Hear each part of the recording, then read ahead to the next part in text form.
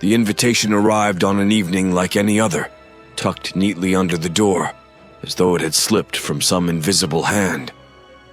There was no return address, no stamp, just a simple black envelope sealed with dark red wax in the shape of a crescent moon.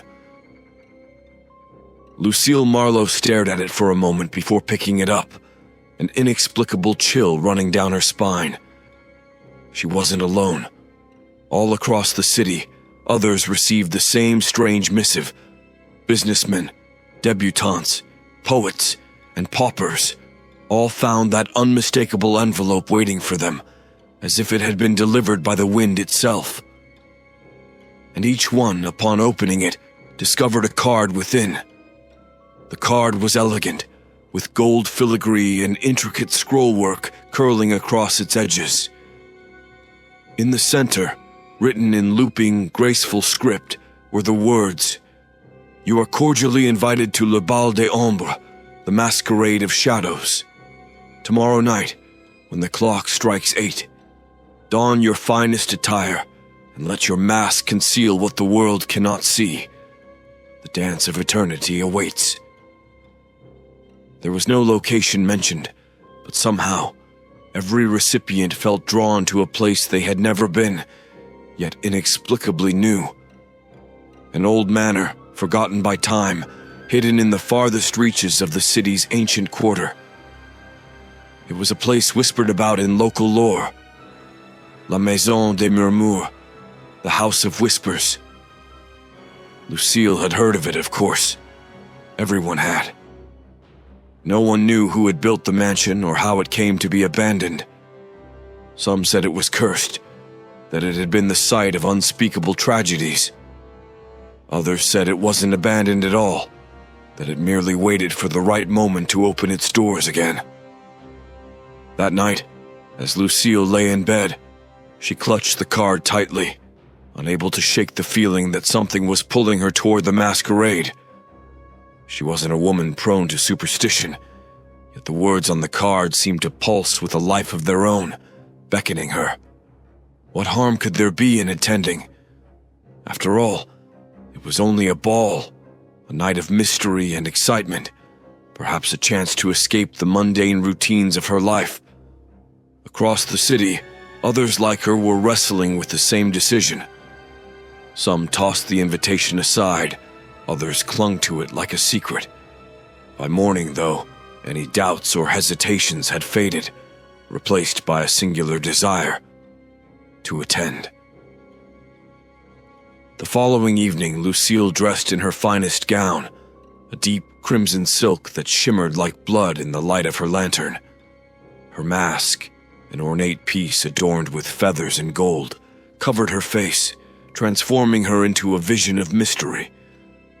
She barely recognized herself in the mirror, but that was the allure of a masquerade. No one would know who she truly was, not even herself. She wasn't surprised to find a carriage waiting for her outside, its driver a shadowy figure obscured beneath a wide-brimmed hat. Without a word, he opened the door for her, and she climbed in, the soft velvet cushions sinking beneath her weight. The city streets rolled by in a blur, and soon, the narrow alleys and bustling squares gave way to mist-shrouded trees and a lonely path winding deeper into the unknown. The House of Whispers stood at the end of the road like a forgotten sentinel, its towering spires piercing the night sky. Dim lanterns flickered in the fog, casting long, eerie shadows that seemed to stretch out and welcome the arriving guests. Already, other carriages were pulling up, their passengers stepping out in elaborate costumes and masks that shimmered under the pale moonlight. Lucille stepped down, her heart racing as the heavy wooden doors of the mansion creaked open before her. Inside, a sea of masked faces turned to look her way, their eyes glittering like cold jewels behind their disguises. And from somewhere deep within the manor, the music began to play, a haunting waltz that echoed through the halls like a forgotten memory. The masquerade had begun. The moment Lucille crossed the threshold, The world outside seemed to dissolve, swallowed by the heavy velvet curtains that fell like a shroud behind her. The distant murmur of the city, the clatter of carriages, even the wind. Everything ceased to exist, replaced by the haunting strains of the music that filled the air. It was as if she had stepped through a veil into another realm entirely. The ballroom was nothing short of magnificent, a glittering cavern of gold and glass. Massive chandeliers dripped with crystals that sparkled like trapped starlight. The floor, polished to a mirror's gleam, reflected the dancers who glided across it in graceful arcs. Everywhere, masked faces moved in tandem, the soft rustle of silks and velvets blending with the eerie, lilting melody of the unseen orchestra. Lucille felt as if she had entered a dream, or perhaps a dream had entered her. She blinked, her gaze sweeping the room. Each guest was more striking than the last, their costumes grand, extravagant, and otherworldly.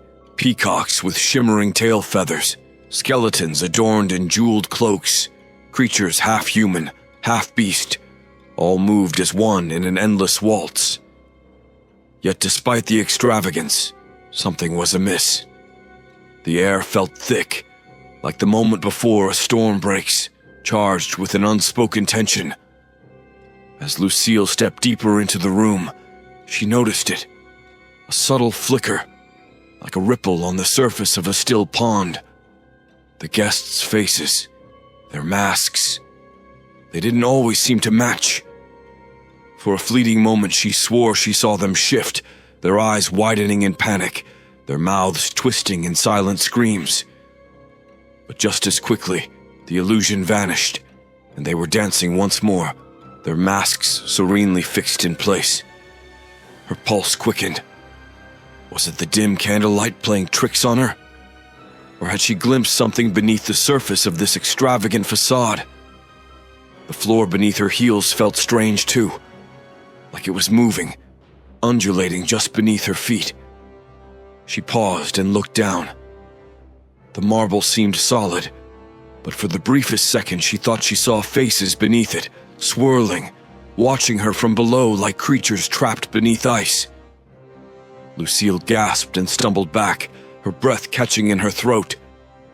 Yet when she looked again, the floor was just that. Polished stone, cold and unforgiving. "First time at Le Bal des Ombres?" a voice asked behind her. Lucille turned to see a man standing impossibly close. His mask was simple, a plain white porcelain half-mask that covered only his eyes, but something about him set her teeth on edge. He wore no costume, just an immaculate black suit, as if he hadn't bothered with the theatrics of the event. His eyes, however, glittered with a strange, unnatural light. "Yes, Lucille began, but the words died in her throat. Her heart raced, her instinct screaming to back away from him. There was something not right about his presence. The air around him felt wrong, as if he wasn't entirely there. He smiled, a slow, cold smile that never touched his eyes. "You should be careful where you step," he said softly. "This place has a way of unraveling you if you're not careful." Before she could respond, he melted into the crowd, vanishing as quickly as he had appeared. A chill crept up her spine. Lucille searched the room for him, but he was gone, swallowed by the sea of masked dancers. Her head swam. The room was spinning, the air growing heavier with each breath she took. The walls seemed to pulse, their edges warping like the reflection in a funhouse mirror. And that music. It was growing louder, drowning out all other sounds, filling her head with a maddening hum. She needed air. She needed to escape. Lucille hurried through the crowd, pushing past the dancers, their laughter now too high-pitched, almost hysterical. The candles seemed to dim as she moved, their flickering flames casting long, twisted shadows. She wasn't sure if it was the light or her own imagination, but the guests' faces, those beautiful masked faces, seemed to leer at her now, their eyes tracking her every movement with predatory interest. Finally, she found a door, half hidden behind a heavy drape. She pushed it open and stumbled into a dimly lit corridor. The music was muffled here, but it still pulsed faintly through the walls, a heartbeat that wouldn't stop. The hallway stretched before her, impossibly long, its end shrouded in shadow. She hesitated, glancing back toward the ballroom. The door had vanished. There was no going back. With no choice but forward, Lucille walked on, deeper into the house, deeper into whatever lay beyond the veil of that cursed masquerade.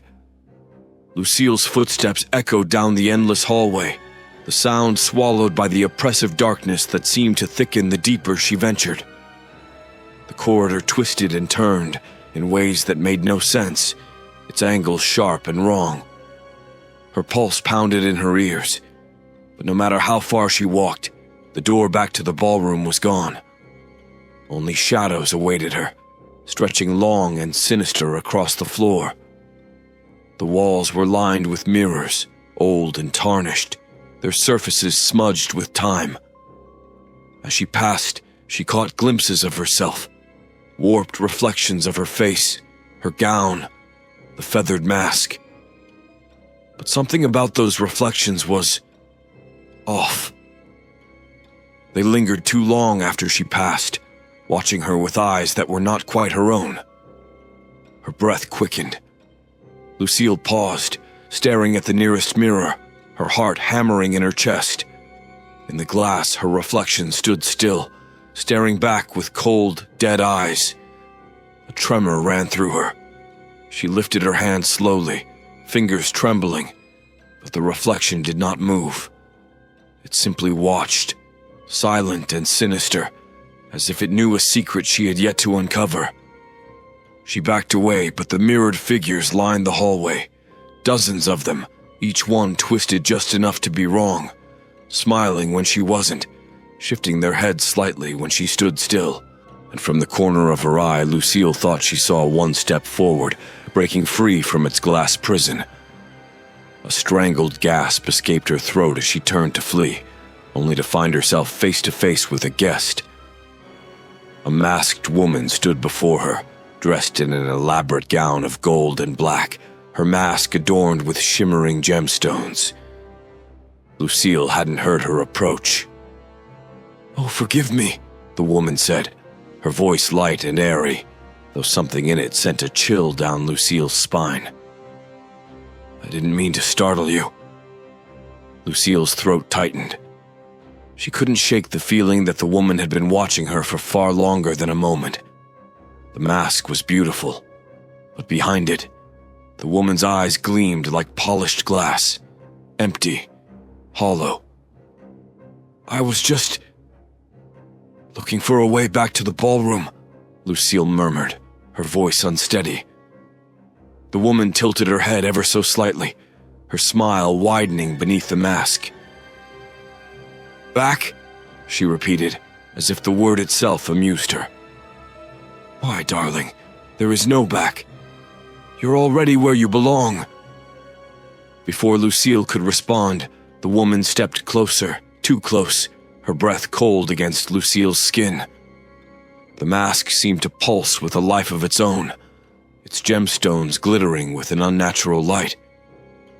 Lucille's gaze flicked to the woman's hands, delicate, pale hands. But the skin was too smooth, too perfect. They looked like porcelain. "You should be careful," the woman whispered, her voice low now, almost conspiratorial. "The masks have a way of changing people. Sometimes you wear the mask, and sometimes..."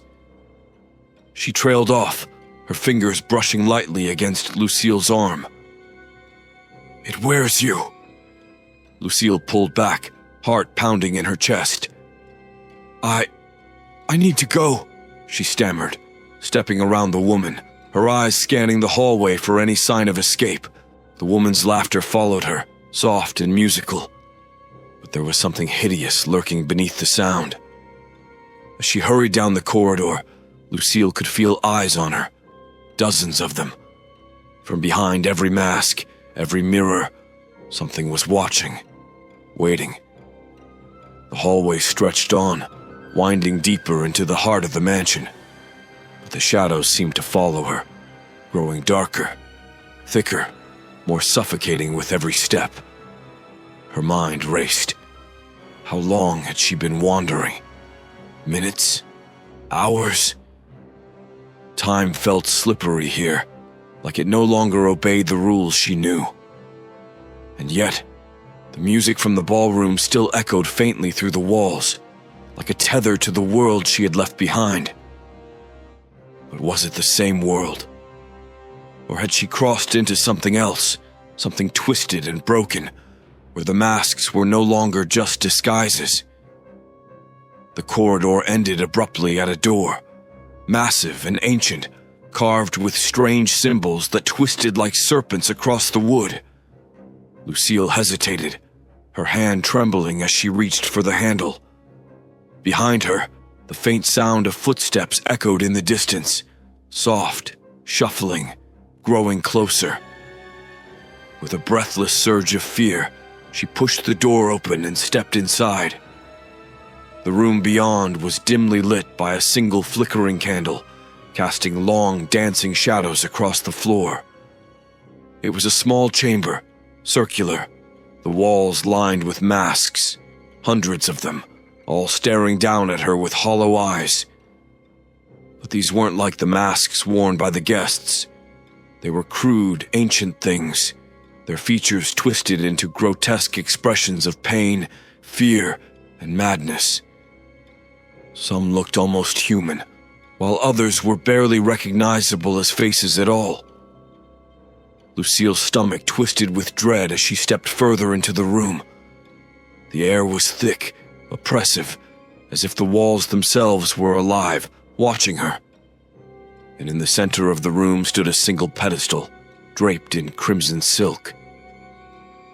Atop it lay a mask unlike any she had ever seen, pure black, with sharp, angular features and empty eye sockets that seemed to swallow the light. A soft whisper filled the air, like a voice carried on a forgotten wind. And then the door slammed shut behind her. The sound of the door slamming echoed through the small chamber, the finality of it making Lucille's heart stutter. She spun around, her fingers clawing at the handle, but it wouldn't budge. Locked. Trapped. Behind her, the whispers grew louder, swirling around her like 100 voices speaking all at once, their words unintelligible but filled with an ancient malice. She backed away from the door, her pulse thundering in her ears, until she felt the cold press of the pedestal against her spine. Her gaze was drawn once more to the mask atop it, the black, angular thing that seemed to absorb all light. It called to her, though no words were spoken, its empty eye sockets pulling her in like a void. The whispers around her intensified, rising to a fever pitch, as if urging her to do something, to make a choice she could never undo. Lucille shook her head, trying to fight the pull, but her hands were already reaching for the mask. It felt impossibly light, yet cold, like holding a shadow made solid. She stared into its hollow eyes, feeling as though they were staring back, judging her, waiting for her to make the first move. The air around her thickened, the walls of the chamber closing in, the grotesque masks hanging on the walls seeming to shift and contort, their twisted expressions becoming more desperate, more alive. She could feel the weight of them, their collective gaze pressing down on her. And then, without thinking, she lifted the mask to her face. The moment it touched her skin, the world around her shattered. Lucille stumbled back, her vision going black as the chamber dissolved into nothingness. She could hear the music again, that haunting, endless waltz.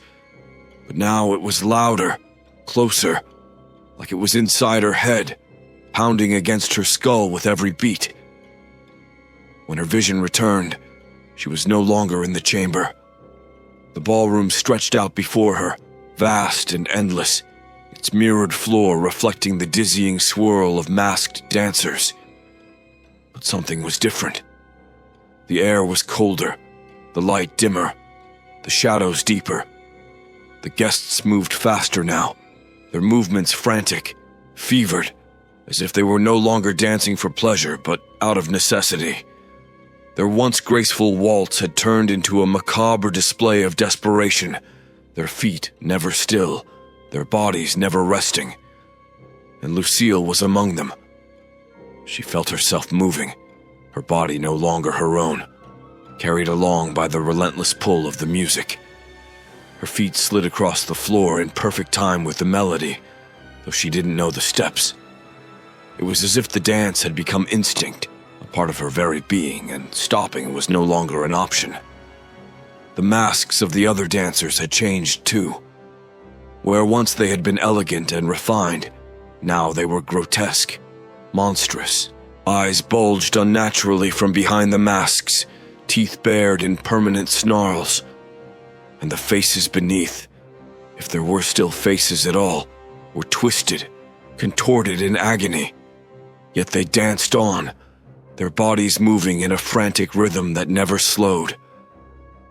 Lucille tried to stop, to scream, but no sound came. Her limbs betrayed her, continuing the nightmarish waltz, even as her mind screamed for release. Around her, the other guests spun faster, their laughter distorted, high-pitched and shrill, like the sound of glass shattering. And then she saw him.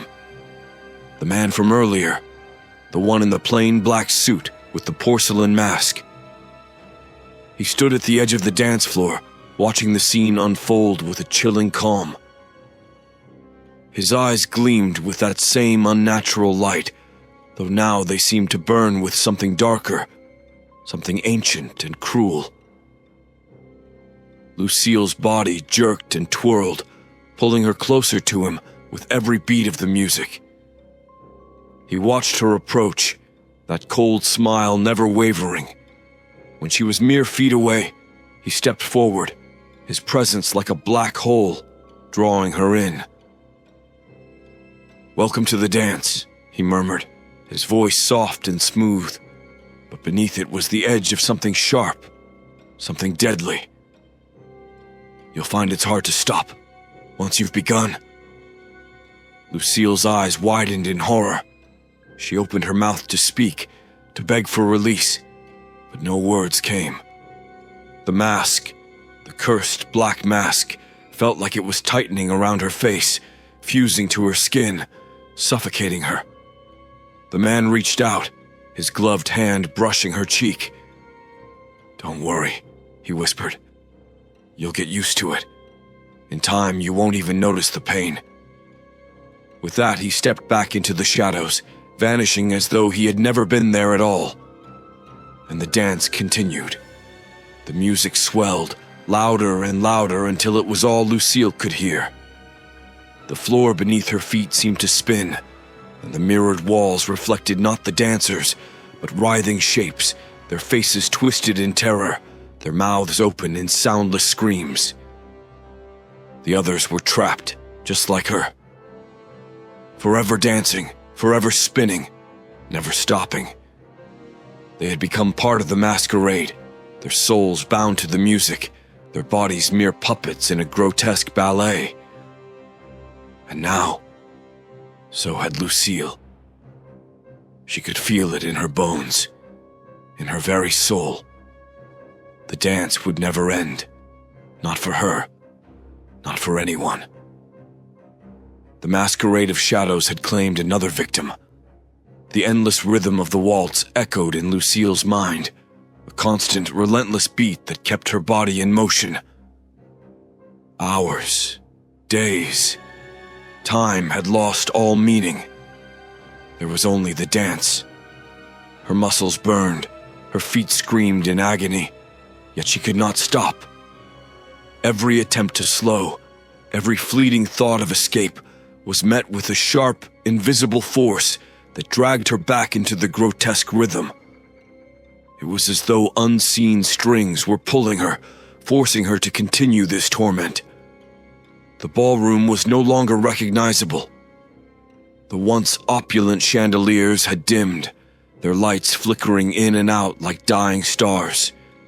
The mirrors lining the walls had cracked, the distorted reflections within warping further, showing not just the dancers but shadows, twisted, anguished shapes moving just beyond the glass. Faces, vague and shifting, seemed to press against the mirrored surfaces, mouths open in silent screams. Some of those faces were familiar. Lucille had seen them in the ballroom earlier, guests who had vanished, swallowed by the night, leaving only their reflections behind.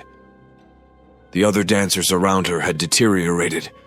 Their elegant masks now seemed fused to their faces, flesh melding with fabric and porcelain, their eyes wide and hollow, gleaming with madness.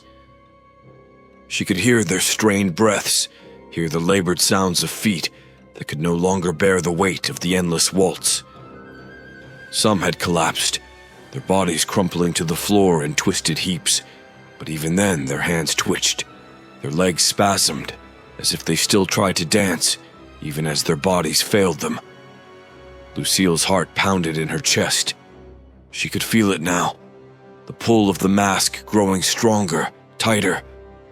It was no longer just an object on her face. It was becoming her face. She reached up, her fingers brushing the cold black surface, but it didn't budge. Panic surged through her as she tugged harder, but the mask was fused to her skin, an extension of her. She could no longer remember what her own face had looked like beneath it. The air in the room was thick, suffocating. With every breath, Lucille felt herself slipping deeper into something dark, something inescapable. The once beautiful music now grated on her ears. The melody twisted, warping in time with the broken dancers. There was no beauty left in the masquerade, only despair. Somewhere across the hall she saw movement, something that didn't belong to the rhythm of the dance. A figure was weaving through the crowd, quick and sharp, eyes wide with terror. It wasn't like the others. It hadn't yet succumbed to the nightmare.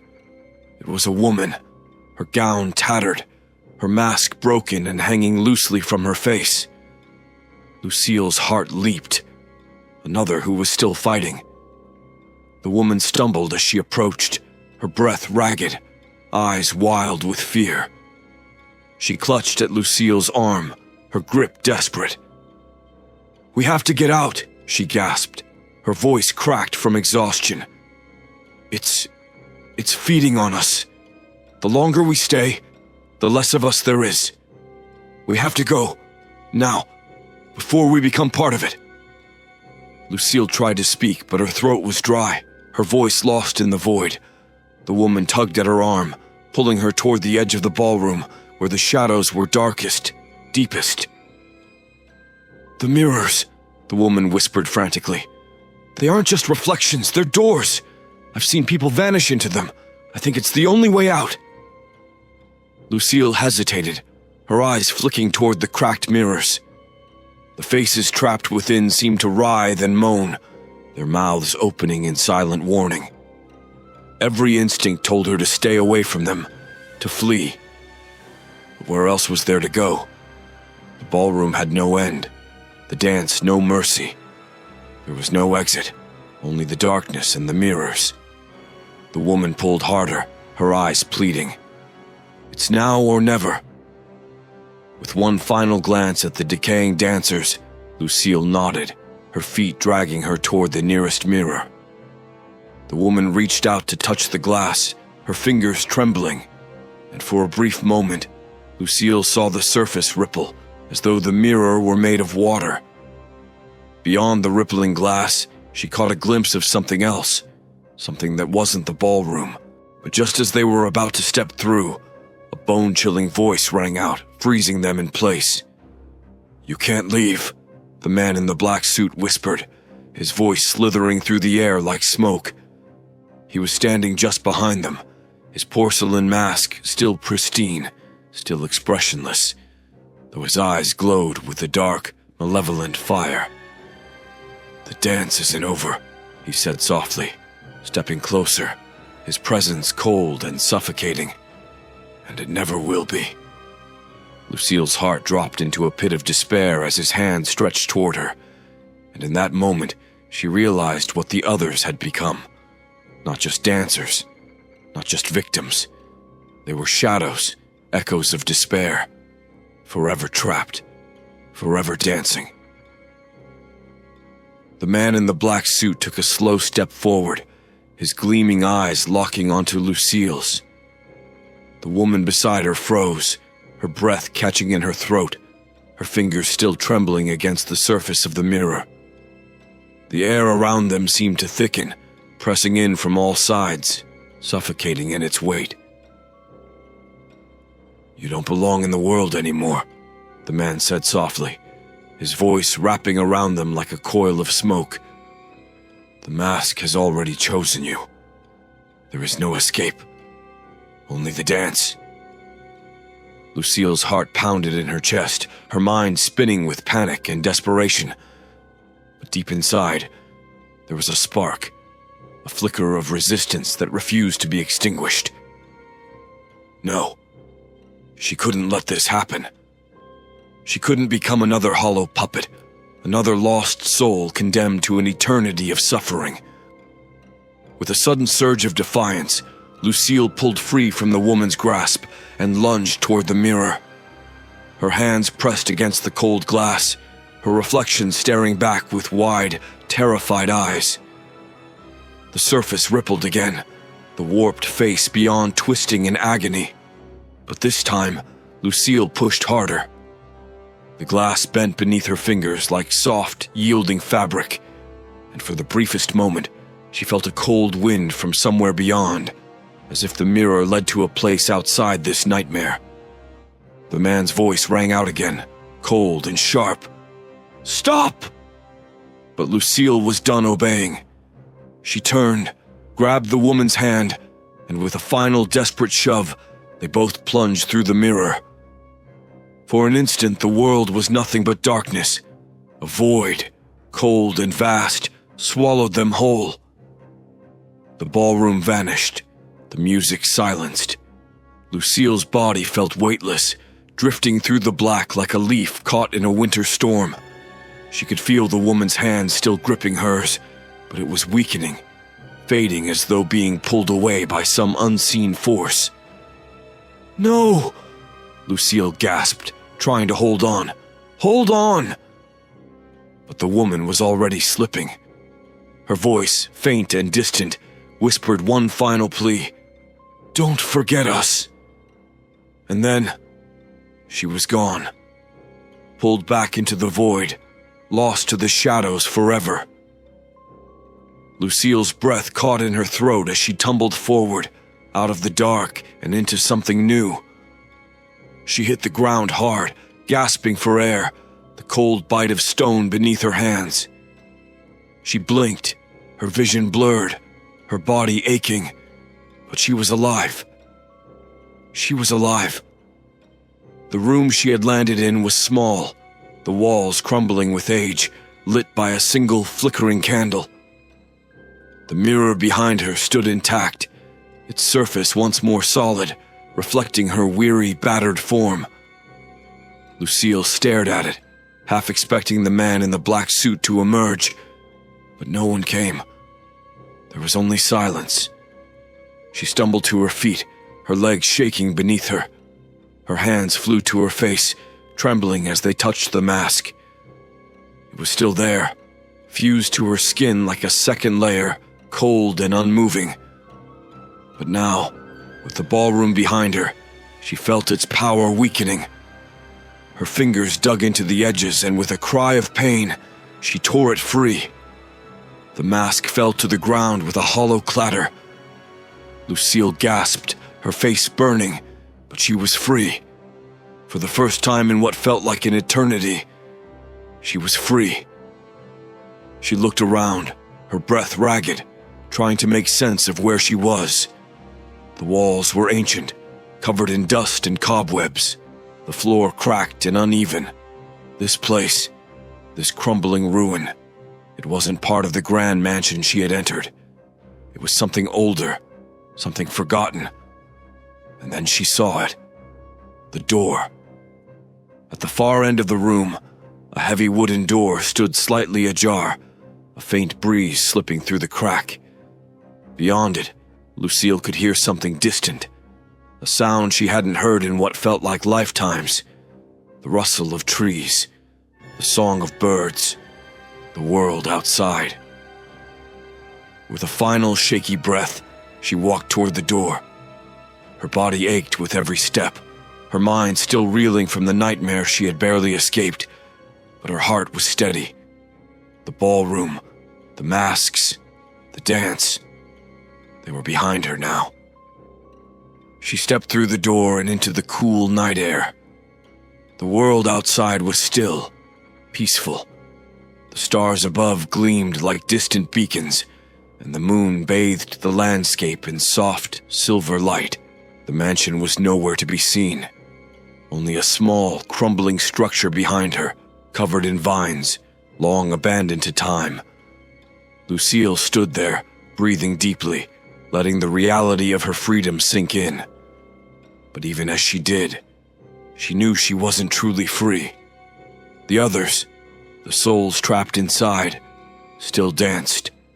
Their faces haunted her, their silent screams echoing in her mind. And deep down, she knew one final, terrible truth. The masquerade of shadows never truly ended. It had merely let her go, for now. But like a whisper carried on the wind, it would find her again. And when it did, the dance would begin anew.